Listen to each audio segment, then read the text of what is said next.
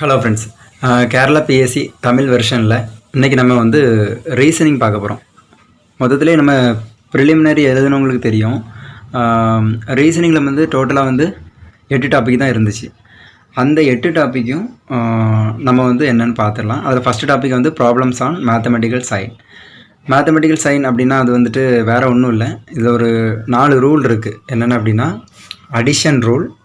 Addition அப்படின்னா plus. அப்புறம் subtraction rule இருக்குது, அது வந்து மைனஸ். அதுக்கப்புறம் மல்டிப்ளிகேஷன் ரூல், அது வந்து இன்டு. அண்ட் டிவிஷன் ரூல், அது வந்து டிவைட் பண்ணுறது. இதோட ஒரு அடிஷ்னலாக ஒரு ரூலாக நம்ம பார்த்துருவோம், அதான் போர்ட் மாஸ்.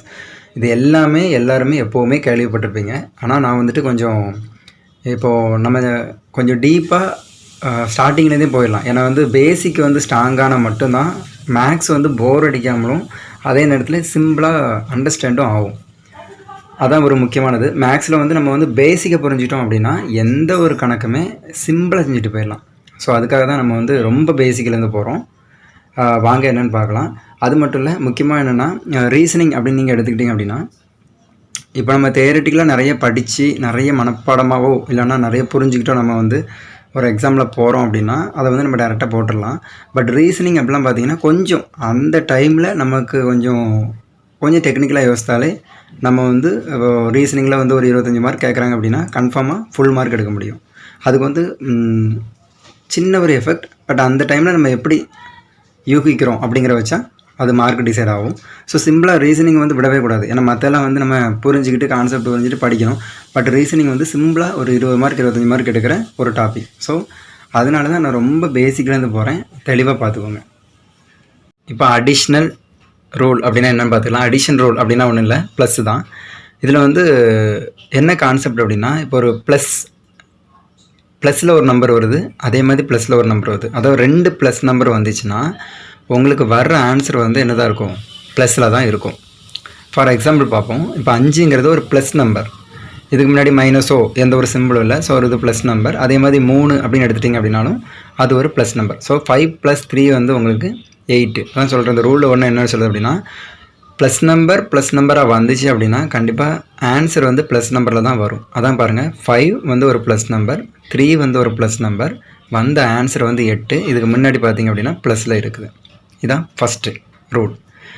ரெண்டாவது எடுத்துட்டிங்க அப்படின்னா ப்ளஸ்ஸு மைனஸ். அதாவது ஒரு நம்பர் ப்ளஸ்ஸாக வந்துட்டு ஃபஸ்ட் நம்பர் வந்து ப்ளஸ் ஆகும், செகண்ட் நம்பர் வந்து மைனஸாக வந்தால் இந்த 2 நம்பரில் எது பிக் நம்பரோ அந்த பிக் நம்பரோட சைனை எடுத்து நம்ம யூஸ் பண்ணிக்கணும்.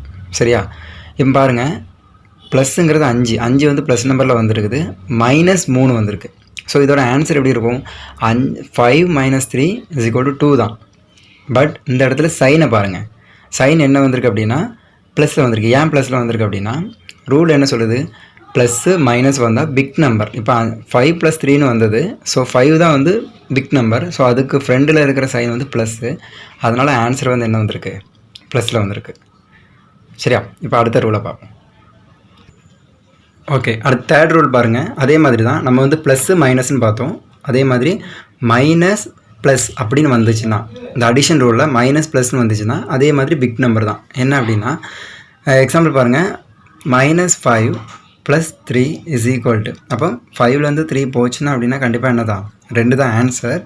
பட் எதுக்காக மைனஸ் போட்டோம் அப்படின்னா இங்கே 5 தான் பிக் நம்பர். ஸோ அதோட சைன் எடுத்து நம்ம இங்கே போட்டாச்சு. புரியுதா? அடுத்தது 4வது ரூல் பார்த்திங்க அப்படின்னா மைனஸில் ஒரு நம்பர் வருது, ப்ளஸ் மைனஸில் ஒரு நம்பர் வருது அப்படின்னா கண்டிப்பாக ஆன்சரும் மைனஸில் தான் வரும், சைனும் என்ன தான் இருக்கும், மைனஸில் வரும். ஃபார் எக்ஸாம்பிள் பாருங்கள், -5 இருக்குது, +-3 இருக்குது. ஸோ ஆட்டோமேட்டிக்காக நம்ம ரூல் என்ன சொல்லுது அப்படின்னா மைனஸ்னு வந்துச்சுன்னா சைன் கண்டிப்பாக மைனஸாக தான் இருக்கும். ஸோ 5 + 3 = 8. ஸோ 2 மைனஸ் வந்துருக்குது, ஆட்டோமேட்டிக்காக மைனஸாக ஆன்சர் வரும். இதை வந்து அடிஷன் ரூல். அதை வந்து எல்லாருமே என்ன இருக்குது, சென்டரில் வந்து ப்ளஸ்ஸாக இருக்குது.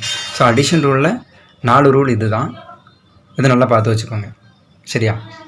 இதை பேஸ் பண்ணி உள்ள சம்மு நம்ம எக்ஸாம்பிளோடு நான் சொல்லிட்டேன். இதே மாதிரி வந்தால் சால்வ் பண்ணுற மாதிரி பார்த்துக்கோங்க. Thank you so much.